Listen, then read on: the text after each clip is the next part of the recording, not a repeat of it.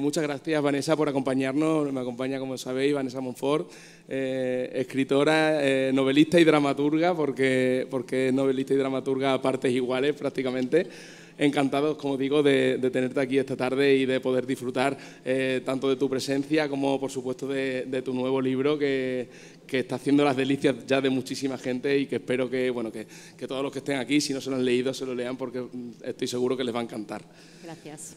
Bueno, deciros que Vanessa Monfort, bueno, como comentaba, es dramaturga, escribe teatro, pero también es novelista. Entonces, ella siempre dice que es 50% cada cosa. Nació en Barcelona, pero es madrileña desde los 2 años, estudió Ciencias de la Información, aunque pronto se dio cuenta de que el periodismo, como dice, es un sacerdocio como la literatura. Y 2 sacerdocios en la misma vida eran demasiado, entonces, por suerte para nosotros, se decidió por la literatura y podemos estar disfrutándola así. Recientemente ha confesado que se convirtió en una gran lectora gracias a que su abuela le obligaba a dormir la siesta. Ella escondió un libro debajo de la almohada, de tal forma que no dormía la siesta, sino que leía la siesta. Afirma que la receta para que la gente lea más es, por supuesto, que vea leer en casa. Si vemos en casa, siempre hemos visto cómo se ha leído, pues siempre tendremos mejores lectores. A la hora de leer, se considera una lectora anárquica que hace zapping literario y suele tener al menos 4 libros abiertos, todos muy distintos entre ellos. Con Mujeres que compran flores, ya va, no sé por cuántas ediciones, tengo aquí 30, pero seguramente ya serán muchas más, porque esto no paran de venderse y no para de actualizarse los datos. Se ha publicado ya en más de 26 países, ha cautivado a más de 300.000 lectores en todo el mundo. Bueno, es una novela que ella, si quiere ahora, después que cuente algo, no quiero contar nada más que lo cuente ella, pero que, por supuesto, ha hecho que triunfe ya en todo el mundo. Y es una novela por la que ha sido ya muy conocida, pero esta novela tiene pinta de que va a ir todavía a más y que va a superar con creces a Mujeres que compran flores. Ya está trabajando también en su próxima novela, que es una historia muy interesante, una historia muy fuerte de época, con un personaje muy fuerte y algo más oscura, como has contado en alguna ocasión, y en sus propias palabras, pero mientras llega ese momento vamos a disfrutar de esta su última novela, La hermandad de las malas hijas. Una novela que habla de la amistad, de las relaciones entre mujeres, las relaciones también materno-filiales, como descubriremos, y también de los secretos. Una novela muy, muy humana que toca la fibra del lector y que además es una novela que se puede pasear. Una novela que, en palabras de Vanessa, se puede considerar un test de autoconocimiento. Confiesa que lo ha pasado muy bien escribiendo esta novela. Y yo pienso que cuando alguien disfruta haciendo algo, lo que sea, pues hace también disfrutar al resto. Buenas tardes, Vanessa, gracias por acompañarnos y quizás lo primero sería que nos cuentes un poquito de qué va la novela y que le entre a la gente el gusanillo por leerte, si no lo han hecho ya. Bueno, pues buenas tardes. Yo estoy harta de decir en todas partes que esta es una de las mejores ferias de España. Estaba como loca por venir otra vez y esto no es peloteo. De hecho, he venido ya con... ¿Es verdad? Es que está publicado, por eso lo digo. Se tendría que aprender de la calidez del público y de cómo conseguís también, muchas gracias también desde la concejalía, convertir la literatura en una fiesta, que es lo que tendría que ser siempre. Entonces, como yo además soy teatrera, mitad novelista, odio hacer presentaciones aburridas, con lo cual voy a intentar darle la mayor marcha posible a esto y que además me preguntéis cosas y esto se convierta en un diálogo.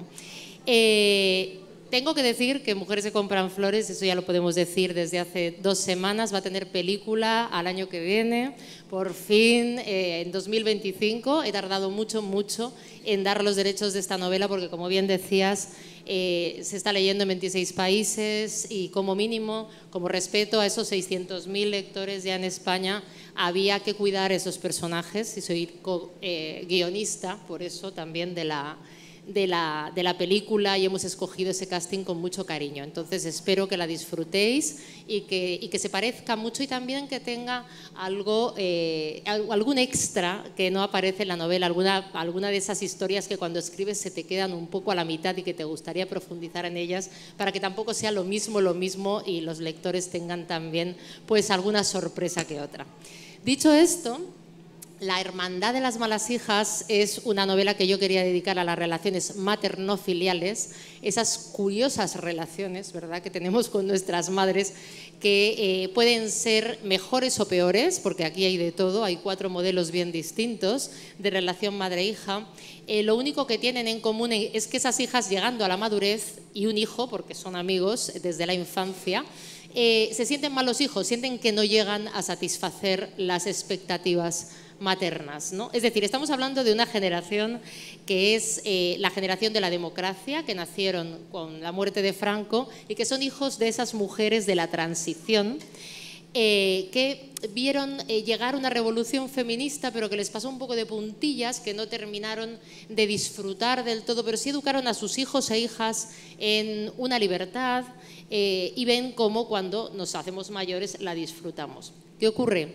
Que cuando ellos llegan a ser mayores, es decir, estamos en esta novela en la pospandemia, de repente esa forma de educarte para buscar las posibilidades allá donde estuvieran, para viajar y volar lejos si necesitabas hacerlo, se convierten en algo que se les vuelve en contra. ¿Por qué? Porque ya no es que no vivas en la misma calle, en el mismo edificio, en la misma casa o en el mismo pueblo, es que no vives en la misma ciudad o en el mismo continente. Y en la pospandemia, que no habla de la pandemia esta novela porque no estaba dispuesta a hacerlo, sí nos dimos cuenta de repente que nuestras madres, una generación entera, se habían hecho mayores. Entonces este tema tan emocionante, como duro a veces, como divertidas son las relaciones también entre madre e hija, era el foco de la novela, pero yo quería tratarlo con también mucho sentido del humor y mucha ironía, ¿no? Hay una cosa que también cobra mucho protagonismo. Bueno, en la novela tenemos ese protagonismo que tienen, por supuesto, las hijas, bueno, las hijas y el hijo con las madres, pero también tenemos digamos, otro protagonista más o otros protagonistas más que también tienen mucha importancia en la novela, que son los animales, los perros, el gato y tal. Entonces, háblanos un poco de ello. ¿Por qué estos animales en tu novela y esta importancia? Pues eso surgió por casualidad. Yo de repente leo un titular que dice que en España las parejas españolas tenemos más perros que hijos ahora mismo, sobre todo después de la pandemia.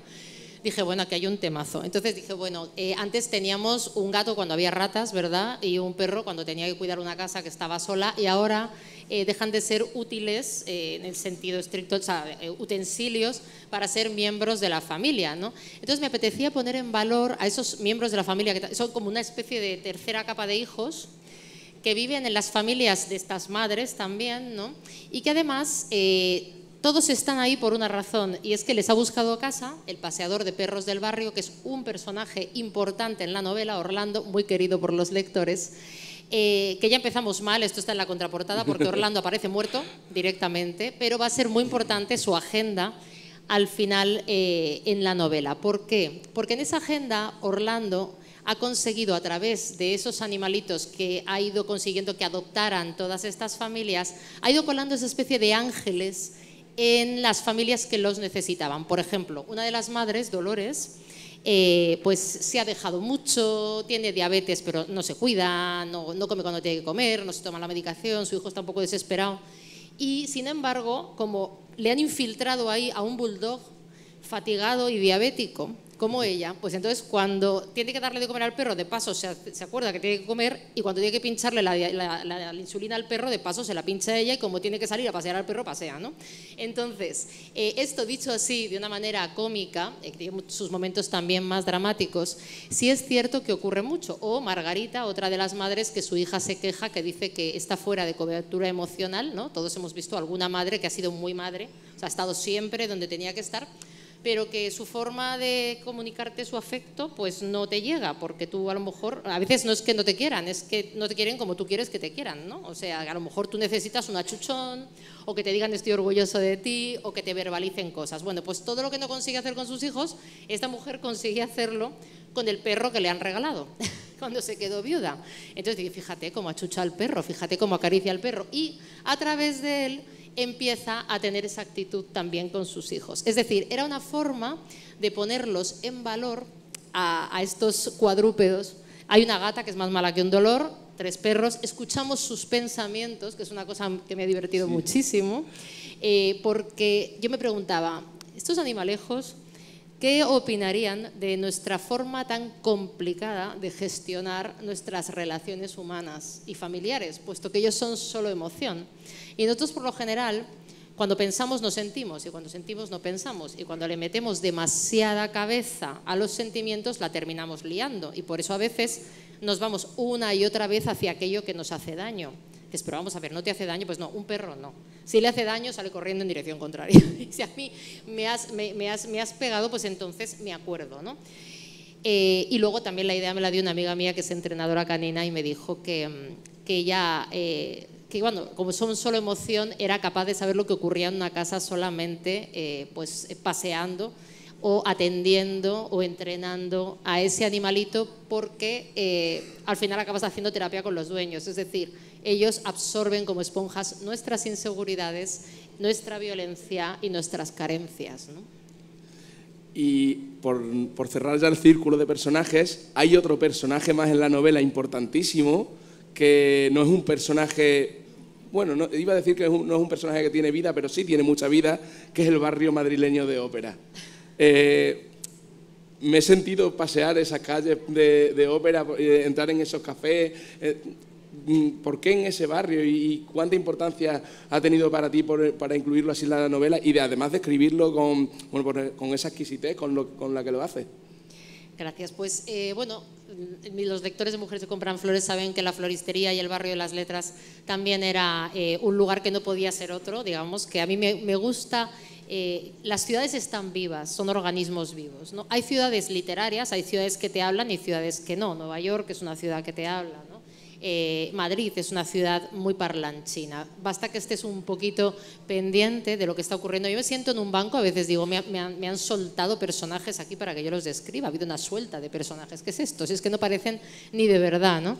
Entonces, la Plaza de Oriente de Madrid, concretamente, a pesar de tener pues muchísimo turismo, tiene vida propia. Es como un pueblo en miniatura. Entonces me hacía mucha gracia, yo paseo mucho por allí porque vivo cerca, como las diferentes fases que tiene a lo largo del día, como por el día se abren todas las ventanitas, se van abriendo como un calendario de Adviento, ¿no? Y luego por la tarde, cuando empieza a caer la luz, se van iluminando esas mismas ventanas y ves fragmentos de vidas.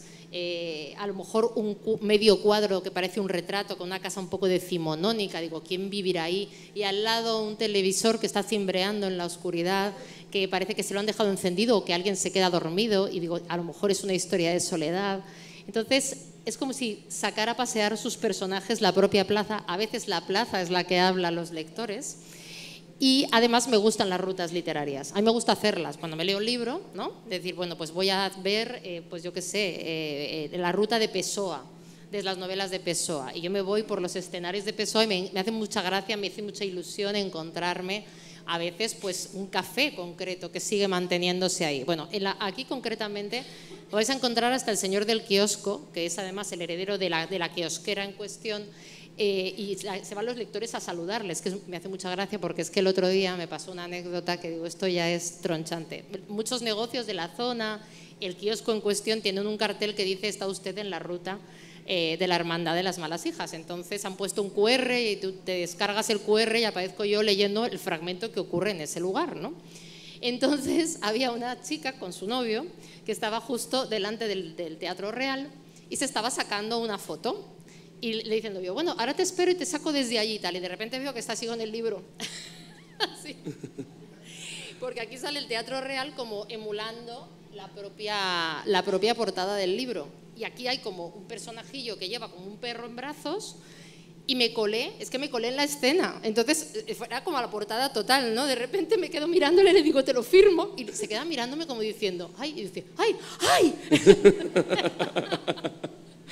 Fue totalmente surrealista. Y bueno, me voy encontrando a la gente. De paso se van de vinos, a mi costa tengo que decir, porque claro, luego se van de taberneo y bueno, creo que es un extra que la novela en este caso se puede pasear y el que tenga un poquito de ganas de conocer esa zona del Madrid de los Austrias se puede imaginar a los personajes de algunas de las escenas que cotidianamente ocurren allí, ¿no? cómo formas estos personajes? La técnica precisamente de la que hablabas, ¿cómo formas estos personajes? ¿Cómo ahondas tanto en esas personalidades?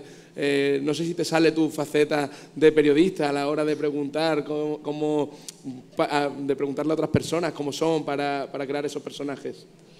Pues ahí has dado en el clavo. Yo tengo un superpoder que no es escribir, y lo voy a confesar aquí y ahora, que es que todo el mundo me cuenta su vida. Yo hago contacto visual con vosotros un rato y me termináis contando una intimidad y si no el tiempo. Pero es que además me encanta, porque es que a mí me gusta la gente. Entonces, claro, eso es algo maravilloso para un escritor porque aprendes mucho del ser humano. Yo por general yo no me intereso nada. Entonces, muchas veces me dicen, ¿en qué personaje estás? Pero ¿por qué voy a estar yo en un personaje si yo precisamente no me intereso? A mí lo que me interesa son los demás, ¿no? Entonces, me han contado historias increíbles a lo largo de mi vida, pero increíbles estando en un avión, que de hecho a una le dediqué una novela, y a veces pues estando espalda con espalda en un banco y de repente darse la vuelta. ¿Qué tiempo hace, verdad? Tan bueno, ¡pum!, cuenta su vida. Bueno, entonces ahora me ha pasado que con el tema de las madres e hijos, como es algo tan universal, todo el mundo tiene una historia con... ¿Quién no tiene una historia con su madre? Es que las madres son muy especiales todas.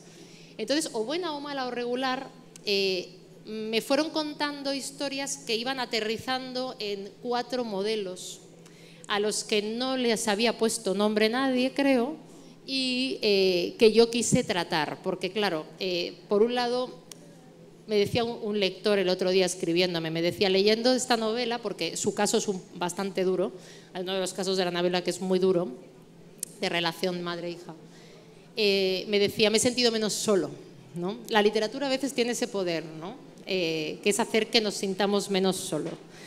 Entonces, él se sintió reflejado en el personaje de Suselen, en este caso la relación con su madre y su forma de gestionarlo, ¿no? Pero es que Suselens ha habido muchas que me han contado esa historia, con lo cual al final es una labor de destilar y de sintetizar en unos personajes como hice con Mujeres que compran flores. Todo el mundo se piensa que las novelas históricas son las que llevan más documentación. A mí me cuesta mucho más documentarme de la realidad y observar la realidad de una novela contemporánea, ¿no? Para precisamente que genere empatía, ¿no?, por los personajes. Antes de terminar, sí que me gustaría hacer hincapié también en otra cosa que no tiene nada que ver con el contenido de la novela, sino con el continente. Es maravillosa la portada de este libro y ocurre igual que con el de Mujeres compran flores, que también, bueno, es otra maravilla. Yo me fijo mucho en la ilustración porque me gusta mucho. ¿Quién te las hace? ¿Por qué estas portadas? ¿Y qué importancia le das tú a la estética del libro? Hombre, es como vestir un libro, ¿no? Es el vestido que le vas a poner. Este es un dibujante francés que hizo la portada de Mujeres que compran flores también, que son las únicas 2 que se parecen, quizá porque son novelas contemporáneas, ubicadas en Madrid, decidieron que tuviera una portada parecida o del mismo artista, ¿no?, en este caso. Y luego las anteriores, pues La mujer sin nombre, El sueño de la crisálida o Mitología de Nueva York, que es un thriller sangriento, pues claro, no tiene nada que ver, ¿no?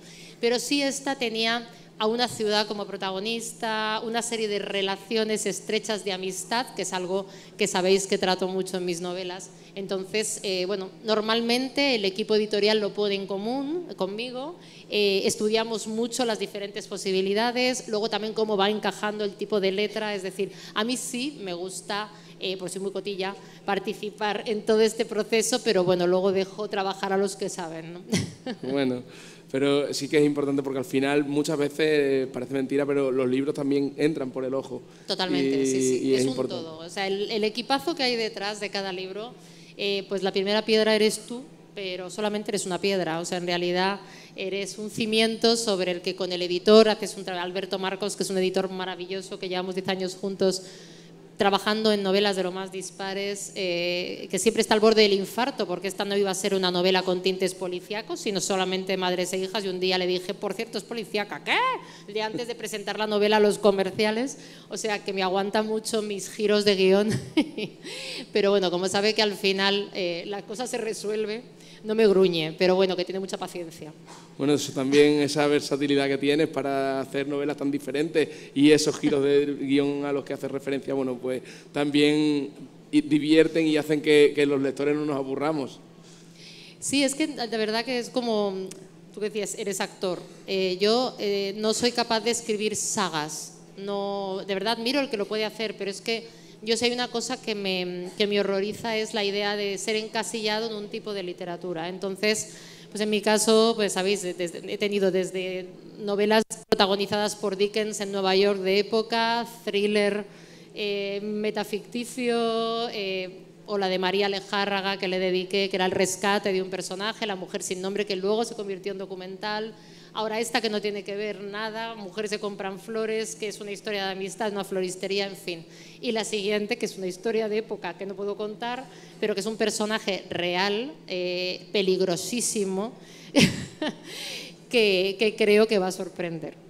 Te iba a preguntar precisamente por eso, por si se podía contar algo. ¿Para cuándo tienes previsto que esté esa novela en la calle? Bueno, no sé, cuando la termine, no tengo ni idea, pero bueno, no creo que se haga esperar mucho porque estoy muy atrapada por la historia, así que estaré trabajando intensamente, seguramente en algún momento del año que viene, no tardará mucho.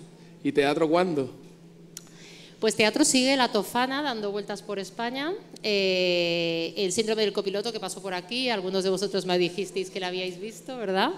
Que está basada en Mujeres se compran flores y tenía un barco precioso en medio del escenario. Ese ya terminó su gira, pero La Tofana sí sigue dando vueltas y de hecho vuelve a Madrid porque en el Teatro de la Abadía tuvo mucho éxito. Así que lo siguiente en lo que me meto, pero cuando termine la novela, antes no, pero no me da la vida, es en La guerra de los mundos para teatro, es el cómo se hizo y qué pasó en esa famosa emisión del pánico, cuando Orson Welles hizo panicar, como dicen ahora, a toda una nación, haciéndoles creer a través de un radioteatro que habían invadido los marcianos Estados Unidos, ¿no? En el siglo pasado. Entonces, bueno, es una historia sobre la primera fake news de la historia, sí. Que ahora que están tan de moda creía que merecía un rescate, así que vamos a tener a Orson Welles como protagonista y además la coescribo por primera vez y codirijo con Víctor Conde, que es otro gran compañero dramaturgo. Qué bien.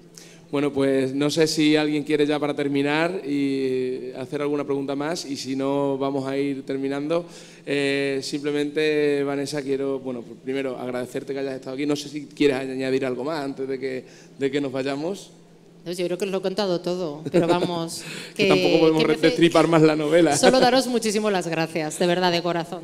Bueno, pues gracias por supuesto por nuestra parte, porque es un gustazo tenerte aquí nuevamente y esperamos que podamos seguirte teniendo muchos años más con muchas nuevas publicaciones, que seguro que vas a hacer las delicias de todos nosotros. Muchas gracias. Gracias a ti, gracias a vosotros. Gracias.